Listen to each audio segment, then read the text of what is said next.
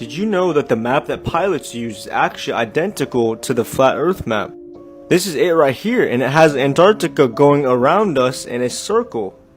And this is actually in the Bible, when he set a compass upon the face of the depth. A compass means a circular boundary in biblical terms, and the depth is the ocean. So when he set a boundary upon the face of the ocean, when he gave to the sea his decree that the waters would not pass his commandment. Right, so God set a circular boundary upon the face of the ocean. And by the way, face in geometry is something that's flat. So God set this circular boundary to keep the waters from passing his commandment. This map is also used by the United Nations. This is the flat earth map. They have to put this stuff directly in your face. And I'm sure many of you have wondered, why do pilots take such random trips that go completely off course? It's because it doesn't make sense on a globe. If we look at that same path on the flat earth model, it's a straight line. Alright, and you can observe this with literally hundreds of thousands of flights. We live under God's firmament glass dome. And the sun, including the moon and stars, is all inside of that firmament, rotating right above us in the atmosphere. Well, first off, we know in Genesis 1, God made the firmament and divided the waters which were under the firmament from the waters which were above the firmament, and it was so. This firmament is actually a molten glass, according to multiple places in the Bible. Job 37:18, hast thou with him spread out the sky, which is strong and as a molten looking glass. And then we know in Revelation it talks about a sea of glass mingled with fire that was actually being stood on. Now check this out. In Isaiah 40 verse 22 it says, it is he that sitteth upon the circle of the earth, and the inhabitants thereof are as grasshoppers, that stretcheth out the heavens as a curtain, and spreadeth them out as a tent to dwell in. Right, so the earth is a circle, not a sphere, and we are in here like grasshoppers under a tent to dwell in. The firmament. And we know we're not revolving around the sun. The sun is actually the one circling around our atmosphere inside the firmament. If we just look at Psalm 19 verses 4, hath he set a tabernacle for the sun. So tabernacle, the Greek word is ohel, and it means a tent or a nomad's tent, right? A covering, a dwelling place, a tent. So God literally set a tent for the sun. Here it is inside of the tent. The tent is the firmament. And God made two great lights, the greater light to rule the day, that's the sun, and the lesser light to rule the night. He made the stars also. And God set them in the firmament of the heaven to give light upon the earth. Right? The firmament is the tent. Now look what it says here in Job 37:21. And now men see not the bright light, it's talking about the sun, which is in the clouds. So the sun is literally in the clouds, in our atmosphere. And people have literally taken photographs where you can see clouds in front of the sun, and then you can see clouds behind the sun. And people have been using these high zoom cameras to do this all the time. Look at that. The sun is literally in the clouds. It's here, local, in our atmosphere. Guys, the earth is flat. It's stationary. It is immovable. We're not living on a flying, spinning water ball. Satan has completely taken God's creation and twisted it, and programmed everyone to believe something that is not true, which has caused many people to fall away from the truth that is in God's word. Let me get this straight. They expect us to believe that the Earth is spinning at 1,000 miles per hour, while the whole galaxy is spinning at 448,000 miles an hour? Then they want us to believe the night sky should look like this? Come on, mate. It'd look like this on your bloody silly globe. You'd be that physically sick at the sight, you'll be spewing up, hanging on for grim death like a bloody ride at the carnival. Give me a break, mate. Earth's stationary. Wake up. Flight map check. Who's ready? Okay, so I saw my friend Sal do this, but apparently not many people have seen it, so let's try it again. We want to go from New Zealand to Argentina, which is right about here, and it's a direct path. Can definitely make it in one shot. So let's see what Google Flights has to say. Auckland to Argentina. Just making up a date here. Explore. Okay, now we're going to select Buenos Aires. Let's go ahead and select the first flight. Here are our options. Okay, so on United we have Auckland going to San Francisco to Houston, finally into Buenos Aires. But why? That seems like a waste of gas to go from Auckland all the way to San Francisco, over to Texas, and then all the way down to Argentina. Okay, now hear me out. Let's see what the flat earth model depicts. You just have to see this for yourself. Look at this. So this is New Zealand. Aha, San Francisco, Houston, down to Argentina. You would not be able to make it on one tank of gas. Makes sense now. Flight map check, part 2. Okay, so let's get into it. We have queued up Google Flights, we have our Gleason's Flat Earth map, and then we have our Google Maps. We're going to be going from Australia over to Spain. So starting with Google Flights, we popped in Sydney, Barcelona, and let's pick a date. Let's just pick any random date here. We like to party, so let's go on the 29th. We'll go for New Year's weekend. Done. And hit search. Okay, so this is what it pulls up right off the bat. And for everyone that was saying, oh, you're not picking the nonstop flights, it's not really about it going nonstop or not. I didn't know if you guys knew that, but it's more about the route of why they chose it. But let's see if this flight offers nonstop. It does not offer nonstop, so we can rule that out. Okay, let's see what options they do have. One stop is kind of boring. Let's go down to 2 stops. All right, let's try this one, the second one. It's gonna go to Auckland to JFK to Spain. So let's see what it looks like on the map. Okay, so it's gonna take off from Sydney. Here we are, somewhere right here. It's gonna go to Auckland, and then it'll fly across the Pacific, probably arc to JFK, and then from JFK to España, aquí. Again, it could go from here to any country in South America and then over, but it chooses to go down to here and then up and over to JFK. I think I like this route better, on to Spain. So let's see what the Flat Earth map has to say. All right, you guys are familiar with this route. So we're leaving Sydney. We're going to go to Auckland, New Zealand. And look what's on the way, JFK. So it would be going out of its way to go to South America. That's why it doesn't go there. So again, it's Australia, New Zealand, lines up with Spain, JFK, and comes around. But on a regular map, it looks like it's going out of its way. Doesn't it? Or is it just me? I'm just saying. Oh, I forgot. Before we go, to the person who asked me, show me where Antarctica is on the Gleason's map. Well, do you see all these little jagged marks right here? Let's zoom in because I don't want anyone to say I did something. You see all that? That's the ice wall, aka what they believe is Antarctica.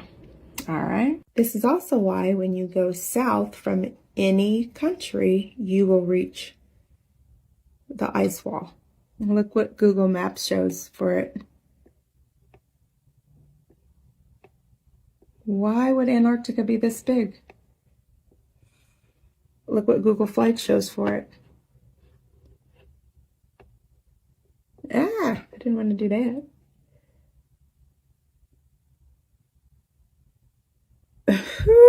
Lucy, you got some explaining to do.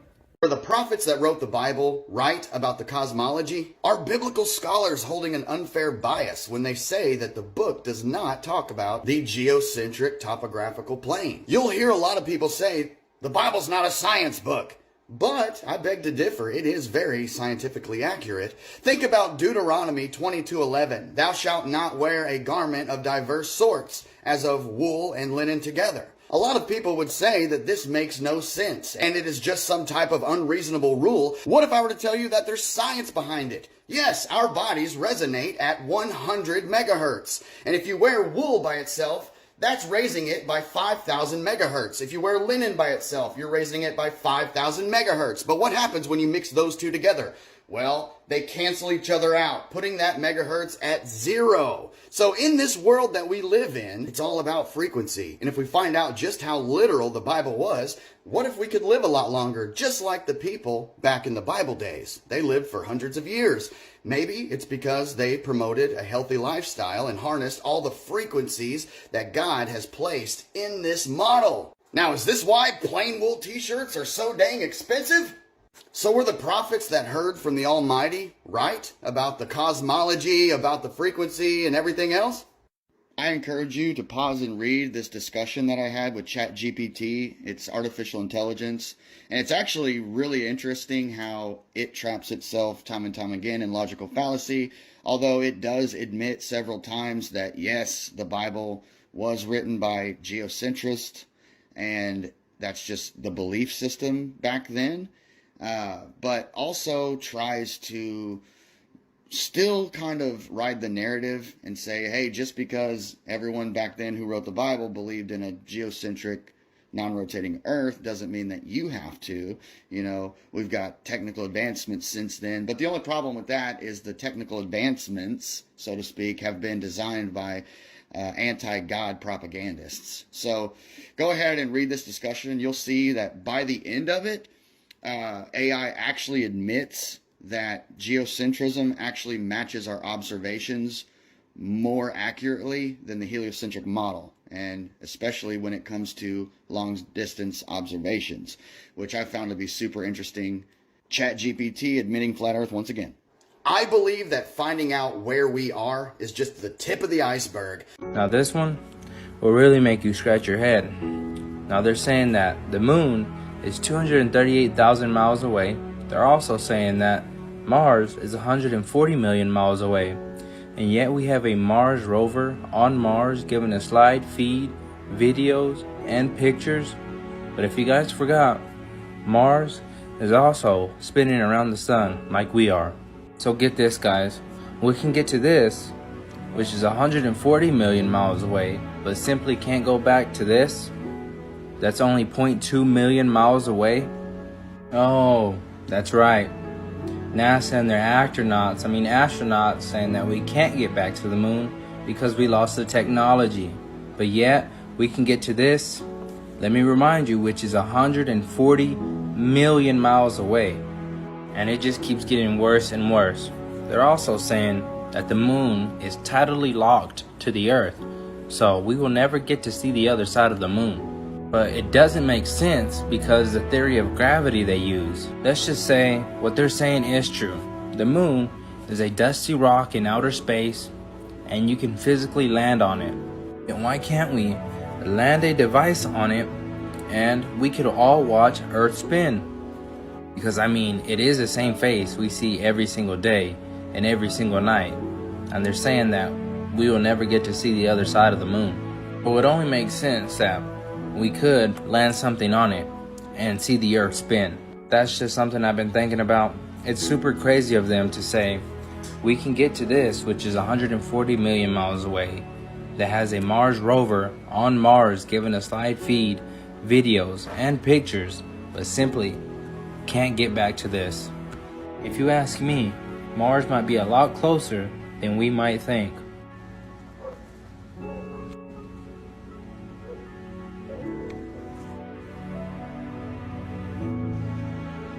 Come on, guys. And like always, God bless. Do you still think we went to space? I don't. In fact, I know we didn't, because there's a firmament above and we can't go. Organizations like NASA and SpaceX, their only job, well, maybe they've got some others, but their biggest job is to fool you into thinking that space travel is possible and that the stars and the planets are light years away or millions of miles away. And if you still are of the belief we went to space, stick around. This video is for you. So in 1973 and 74, Skylab was NASA's first space station. And supposedly they sent some astronauts up to space to do some important science experiments. Now, I would like you to watch this and just allow your brain to see the stuff that they feed you as reality. They want you to like literally watch this and think it's really happening. So check it out. Let it unwind. All right, first I'll explain what's going on. These are 3 astronauts supposedly in that Skylab. This is a barbell, and supposedly these are 500-pound weights because, you know, in space, there's no weight, everything's weightless. And they're going to show you how something that is 1,000 pounds can look weightless. Now, I find this hilarious as the fittest flat earther. This is just perfect for me. But if you watch this and you think it's real, there's literally no hope for you. Like, I'm telling you, I'm looking at you at the eye, and I'm telling you, you will never figure it out that you're being lied to. So let's watch. The continuation of their mission was welcome news to the Skylab astronauts who had become accustomed to their weightless environment. Work assignments were conducted with ease. The astronauts found they had extra time and requested flight planners to develop additional useful tasks for them to perform.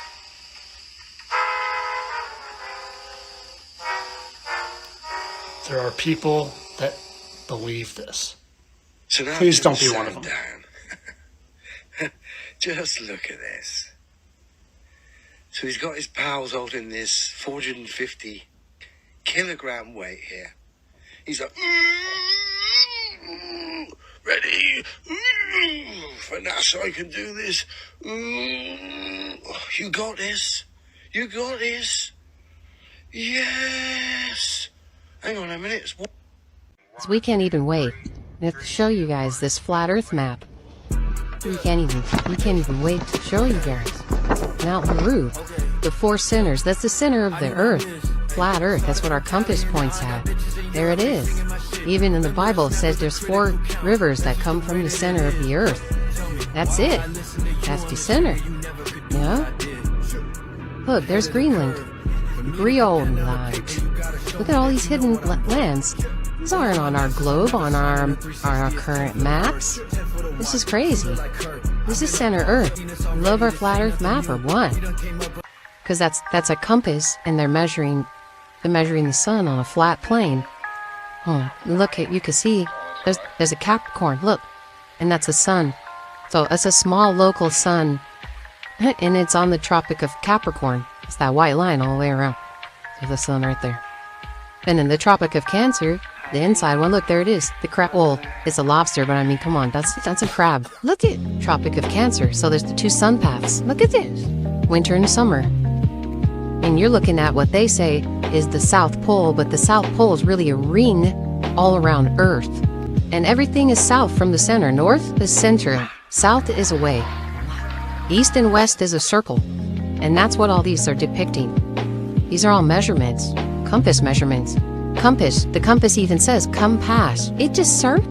Yeah, giant boats and giants. What? I mean, it's depicted. Look at this. This is a bird. It's a giant bird, and it's carrying an elephant. Like, wait a second. Elephant. Or a giant elephant, and it's really a giant bird. Okay. And then they got mermaids and mermans. Look at that. It's the Starbucks logo. The mermans and the mermaids. Wow. Like, what's up with that? I think they know something we don't know. Look at all these maps. Yeah. It's in Latin. It's in Latin. The same language they use in the courts to brainwash us with legalese linguistics. Foreign imposters here in all black robes. Let us to where these are. They won't let us go through these straits, huh? Because that ice wall, you know, it's all ice now. There's animals and dragons and everything. There's dragons. See, they've been hiding mermaids and dragons and... The Flat Earth map dates back over 1,000 years. This map is credited to being created by a Persian astronomer. His name was Al-Biruni, and he lived from 973 AD to 1048 AD. It's the official map of the United Nations and also of the United States Geological Survey. It used to be present in many places before the creation of NASA and the Antarctic Treaty in 1959. Here you see it with Admiral Byrd. This map has been restored by Dmitry from Russia with suggestions of mine, Eddie Alenkar, known by my YouTube channel Flat Earth Banjo. I asked Dmitry to include the Bermuda Triangle and Point Nemo, a place deep in the Pacific Ocean where NASA buries rockets. Then Robert Tozzi, a professional map maker, came along and enhanced the map even more. There are many people now selling this map online, but if you could order it from my online store, I would greatly appreciate it. Visit my store now and order one of the items. I humbly thank you.